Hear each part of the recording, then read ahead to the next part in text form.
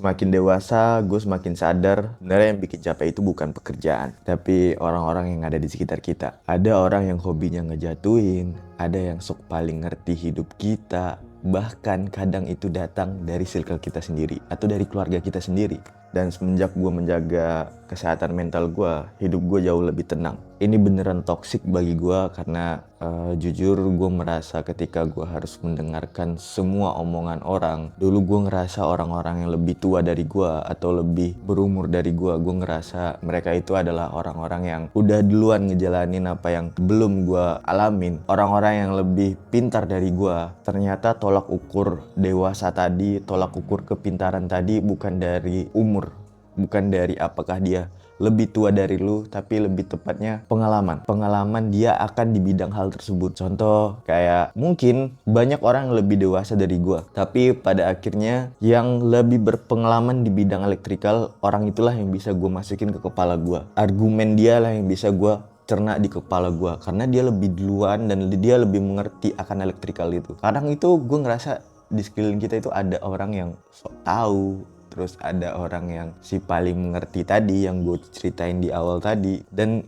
mereka ini datang dari, bisa jadi dari circle kita sendiri atau dari keluarga kita sendiri. Kalian bayangin. Yap, di video ini gue pengen ceritain bahwasanya 4 cara gue untuk ngefilter dari energi negatif dan SDM rendah dan juga dari orang-orang yang toksik menurut gue. Jadi beberapa tahun yang lalu gue mulai mencoba 4 cara ini untuk gue aplikasikan, gue implementasikan kepada diri gue sendiri. Dan menurut gue ini cukup bekerja dengan baik di diri gue, dan makanya gue pengen sharing ke teman-teman semua. Jika kalian ya mungkin kalian relate ataupun setuju apa yang gue kasih tahu ini, thank you. Tapi kalian punya argumen sendiri, kalian punya cara sendiri. Semua orang punya caranya sendiri untuk menyelesaikan problemnya, dan semua orang punya caranya tersendiri untuk meng-grow up dirinya. Jadi but ini hanya apa yang gue pikirkan dan ini hanya apa yang sedang gue jalani. That's it. Poin yang pertama yaitu gue bakal ngeblokir semua orang yang sok tahu dan sok pintar padahal bukan di ranah dia. Ya bener, ini jujur di followers gue aja mungkin udah banyak sekali orang-orang yang udah gue blokir ataupun yang udah gue hide. Karena jujur hal yang dia sharing, hal yang dia tampilkan di mungkin di Insta Story ataupun di feed mereka gitu, bertolak belakang dengan apa yang mereka kerjakan gitu, apa background mereka gitu. Simple aja kayak gini. Ada orang yang selalu ngeposting mungkin di tempat kalian, di followers kalian mungkin banyak orang yang si paling mengerti itu, si paling mengerti politik atau si paling mengerti bisnis. Gini, contohnya gini, ada orang yang tidak pernah menjalanin bisnis, tapi dia berbicara tentang, atau bukan berbicara, tapi mengajari apa itu bisnis. Ada orang yang hidupnya nggak konsisten, tapi dia mengajarkan apa itu kesuksesan. Ada orang yang hidupnya berantakan, tapi dia malah ngatur atau malah nata hidup orang lain. That's stupid menurut gue. Mungkin di teman-teman semua mungkin banyak banget orang-orang kayak gini. Jujur gue merasa mereka itu mereka itu juga teman-teman gue, di followers gue itu juga teman-teman gue. Tapi kalau ketika kita mempunyai argumen ataupun dia nge-sharing hal-hal yang dia tidak ketahui sumbernya dari mana ataupun bukan background dia, gue ngerasa itu tuh toxic banget loh gitu. Kayak lu ngapain sharing yang bukan ranah lu gitu. Sedangkan lu kayak gue sekarang fokus di bidang elektrikal, terus di media sosial dan di content creator lebih tepatnya. Tapi gue malah sharing tentang building, tentang teknik sipil gitu. Gue berbicara, gue ngerti building ini harusnya bukan kayak gini, dia harusnya kayak gini. Itu toxic dong bagi teman-teman. Tahu, lu jangan so pinter dong. Teman-teman sipil pasti mikirnya, lu kan background lu elektrikal, lu kan background lu sekarang lu yang lu lagi Tata kan di bidang konten kreator, terus lu paham apa tentang building gitu. Apa yang bukan ranah gua, jangan ikut campur dengan urusan orang lain gitu sih menurut gua, untuk menjaga agar tetap gua masih percaya sama teman gua sendiri. Dan gua juga menjaga kesehatan mental gua tadi gitu. Yang lagi marak nih di media sosial gua ataupun di FYP gua, di TikTok, di YouTube, ataupun di Facebook dan juga di Instagram. Jujur kayak orang-orang yang nge-sharing akan politik. Negara kita sendiri sekarang lagi banyak banget propaganda yang dikeluar dari media sosial, karena gampang banget, karena kita berita dari manapun kita bisa menemukan berita ataupun informasi dari mana saja sekarang. Dari media sosial pun sangat kencang banget kita mendapatkan informasi di sana. Tapi nggak semua berita di sana itu benar, dan juga tidak semua berita di sana itu oke gitu untuk lu cerna, untuk lu ambil, untuk lu makan gitu. Banyak yang nge-sharing itu presiden lu gini ini segala macam. Menurut gua lu tahu sumbernya di mana sih gitu. Gua kepo gitu. Lu hanya ngekat, ngepotong secuil dari TikTok ataupun dari gambar postingan kayak folk type ataupun dari kayak quotes apa gitu, terus lu ambil, lu telan mentah-mentah tanpa lu cari sumbernya dari mana, datanya dari mana, goblok. Itu kayak, ngerti gak sih? Gue mulai, gue ke-trigger sama orang-orang kayak gini yang seolah-olah dia tuh mengerti banget tentang politik. Gini, gak usah lu ngurus negara ini, gak usah lu ngurus provinsi lain, gak usah lu ngurus daerah-daerah lain. Lu urus daerah lu sendiri. Emang lu tahu apa yang terjadi di daerah lu sendiri? Emang lu tahu apa yang terjadi di provinsi lu sendiri? Enggak kan? Jadi please tolong jangan oversharing lah, jangan oversharing tentang hal-hal yang di luar sana gitu. Lu lihat di sekeliling lu emang udah bener, lu lihat di sekeliling lu emang udah oke, emang udah baik-baik aja. Sok bilang dolar lah inilah. Akhirnya gue ngeblokir orang-orang seperti itu. Apalagi ada yang sok ngajarin bisnis tapi dia nggak pernah sama sekali ngelakuin bisnis. Even dia memulai pun nggak pernah gitu. Jangan kan dia ikut tergabung di dalam bisnis tersebut, tapi memulai aja dia nggak pernah di hidup dia gitu. Jadi kayak gue ya udah gue cut off itu, dan akhirnya gue lumayan tenang gitu karena akhirnya postingan yang gue lihat di Instant Story itu ya tentang teman-teman gue yang makan ataupun kulineran ataupun yang pergi ke tempat yang bagus gitu ataupun maraton jogging gitu. Gue ini dampaknya baik untuk diri gue gitu. Ya udah gue orang-orang kayak gini aja yang gue iniin. Selain itu gue filter, gue hide, dan atau mungkin bisa sampai gue blokir karena gue udah gedek banget. Itu yang pertama, cara gue untuk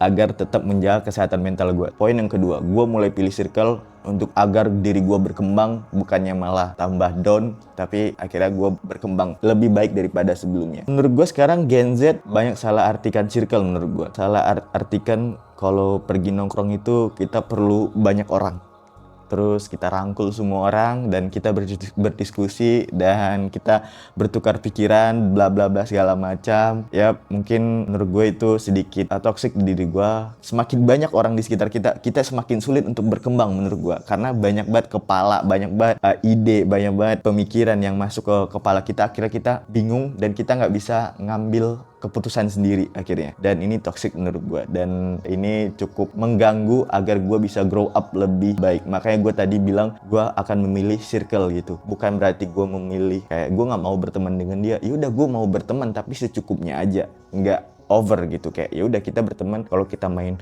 flying the football, ya udah kita main bola aja gitu, kita sharing tentang main bola aja gitu. Tapi kalau untuk emang benar-benar sharing ataupun tukar pikiran, mungkin gue akan pilih-pilih orang, karena yang pertama nggak semua orang suka kita naik, oke? Jadi gue memilih circle ketika kita naik dia selalu mendukung kita, bukannya malah ngejudge, bukannya jangan kayak gitu, jangan kayak gitu, jangan gini, bukannya malah ngehambat kita untuk maju gitu. Yang kedua, gue bakalan milih orang yang bener-bener paham apa yang sedang kita jalanin dan dia tidak mau ikut campur itu gitu. Jadi kayak dia hanya sebatasnya dia mengerti, dia menghargai gue, dan gue respect ke dia gitu. Dan juga teman yang ketiga, yaitu dia yang selalu support tentang mimpi gue. Contoh, gue pengen jadi engineer, jadi kayak gue pengen orang-orang yang bener nge-support gue, kayak ngedukung gue, ayo lu pasti bisa gitu. Bukan yang lu ngapain kayak gitu, jangan, nggak boleh, lu harus ngelakuin hal gini, lu harus kayak gini.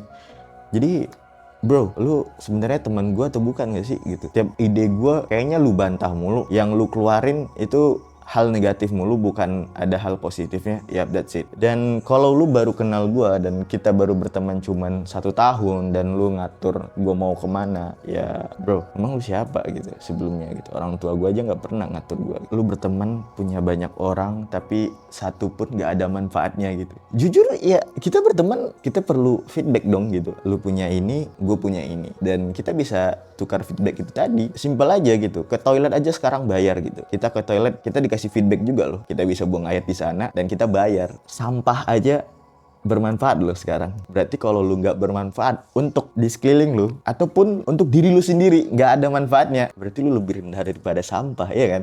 Jujuran aja ya. Nih sampah bisa diolah nih. Banyak sekarang olahan sampah yang bisa jadi produk-produk. Sedangkan lu jadi apa? Lu jadi apa gitu? Manfaatnya apa? Berarti lu lebih rendah dari sampah dong. Jadi gua nggak salah dong bilang kalau lu itu lebih rendah dari sampah, ya kan? Karena manfaatnya nggak ada. Untuk diri lu sendiri aja nggak ada manfaatnya. Nggak terima, ya berarti lu emang sampah anjing.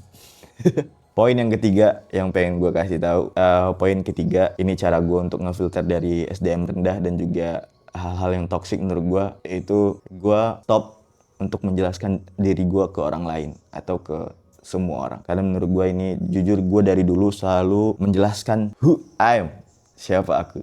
Jadi kayak gue selalu menjelaskan gue ini siapa. Karena gue selalu akan haus validasi, akan haus dengan klarifikasi. Gini, ketika gue ngelakuin kesalahan, gue bukannya minta maaf, tapi gue malah langsung klarifikasi. Gue bukan orang kayak gitu. Gue sebenarnya orangnya kayak gini loh. Jadi gue selalu ketika gue melakukan kesalahan, gue selalu menjelaskan itu tidak salah gitu, ataupun gue selalu mengklarifikasi padahal itu emang bener yang udah gue lakuin. Itu toxic menurut gue, dan gue harus ngehindarin itu mulai dari sekarang, karena capek banget hidup kayak gitu cuy. Karena nggak semua orang mau ngerti kita. Ada orang yang emang udah senang ngeliat kita, ya senang gini. Ada orang yang bener-bener senang nih lihat kita, semua hal yang kita lakuin itu bakalan positif, trust me.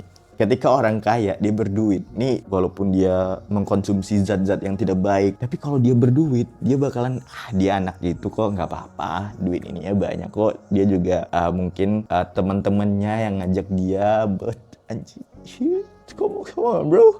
Banyak banget orang yang menormalisasikan hal tersebut. Perkara duit, lu bisa menghalalkan semua hal. Ngerti gak sih? Otak lu di mana, men? Come on bro. Di titik gue kemarin baru lihat berita, lu bisa terpapar sama asap doang. Asap nih lewat nih, terus lu bisa positif gara-gara itu. But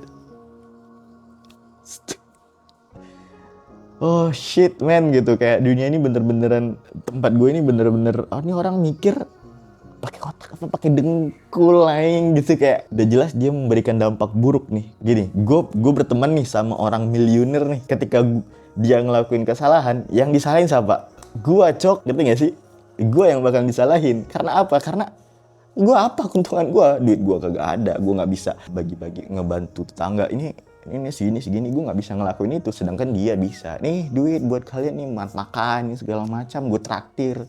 Dan itu baik menurut dia. Tapi dampak dia yang dia tadi narkoboy lah apalah, nggak masalah. It's okay. Mungkin dia pergaulannya, mungkin temennya yang ngajarin. That's me. Kena lagi.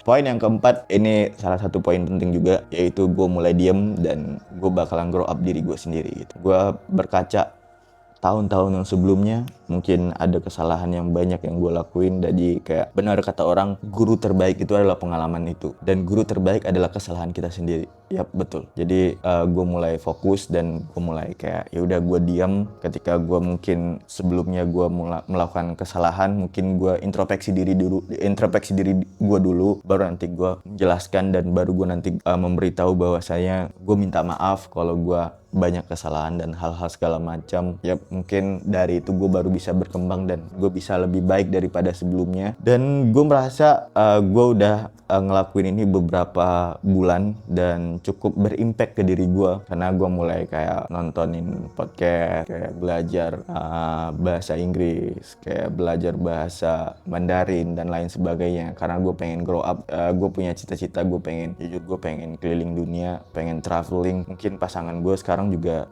tahu ide-ide yang pengen gue keluarkan di media sosial ataupun di konten kreator. Jujur sampai sekarang IG gue masih private karena gue merasa, Instagram gue masih private karena gue merasa gue belum siap untuk menampilkan apa yang sedang gue buat. Belum sebagus itu. Jadi ya udah gue ngepotnya di YT aja, ya udah ngejudge-nya bagian YT karena gue yakin di YT tidak terlalu banyak orang nontonin. Jadi ya udah, that's it. Yap, itu 4 cara dari gue untuk ngefilter dari energi negatif dan juga SDM rendah. Ini hal-hal yang cukup kasar ya menurut gue, SDM rendah dan segala macam, karena jujur ya, SDM rendah ini tidak akan merasa dia rendah cuy, nggak akan merasa dia stupid gitu, tapi kayak dia lebih kayak alah sok pintar lu. Inti dari obrolan ini sebenarnya ya 4 poin itu saja gitu. Lebih tepatnya ya gue juga kenapa gue bikin video ini, mungkin kalau kalian udah nonton di episode sebelumnya mungkin kalian tahu apa tujuan gue bikin video ngobrol kayak gini. Gue pengen sharing apa yang sedang gue jalanin, apa yang sedang gue alamin, dan ini kayak konten-konten yang 2018 yang lalu nggak sih, kayak orang sharing tentang pengalaman, lebih ke storytelling gitu. Kalau sekarang kan orang-orang kan lebih cari FYP, apa ada yang joget-joget gitu. Kadang gue mikir sestupid itu ya kita ya gitu, mencerna hal-hal joget dan segala macam gitu. Ya mungkin having for fun oke lah gitu, tapi kalau kita sampai meniru itu, kita sampai membuatnya ke kehidupan sehari-hari kita, mungkin itu lebih kayak waduh kok jadinya kebawa ya gitu. Mungkin kalau kita nonton hanya untuk kesenangan ya udah, that's it gitu, it's okay gitu. Gue paling gedek sekarang jujur ngomong tentang politik sih, jujur aja ya. Gue pernah nge-tweet, bukan nge-tweet sih, ngebikin quotes, ngebikin artikel yang ada di dalam pikiran gue sendiri waktu itu tentang pemilihan umum yang waktu itu pemilihan presiden. Karena semua orang nampilin ketika dia dukung ini, dia nampilin kejelekan tentang paslon ini. Ketika dia milih ini, dia nampilin kejelekan ini. Dan itu diambil dari video sepotong doang dari TikTok dan segala macam. Dasar lu korban TikTok, kata gue. Kayak dalam hati gue kayak, buat apa gelar sekolah lu? Buat apa lu sekolah, dididik nih sampai SMA aja berapa tahun tuh, 6, 7. Buat apa lu sekolah selama 12 tahun? Tapi nggak ada dampaknya di otak lu. Jadi kayak kadang lu udah males, terus sok ikut campur, sok paling mengerti, terus lu makan tuh video mentah-mentah dari TikTok secuil doang. Men, come on bro, bangun. Lu itu nggak ada apa-apanya dibanding sampah. Oke, that's it. Kalau kalian suka dengan video ini, mungkin kalian bisa sharing ke teman-teman kalian. Yang tadi gue bilang, kalau lu relate dengan video ini, share ke teman lu, dan jangan lupa subscribe. Come on bro. Mungkin gue sedikit berbeda ya dari yang di sebelah, karena gue live streaming agak orangnya tidak formal. Gue bakal banyak cerita tentang ngobrol soal kehidupan, mindset, dan juga perjalanan buat jadi Persi lebih baik. So, see you next video bro.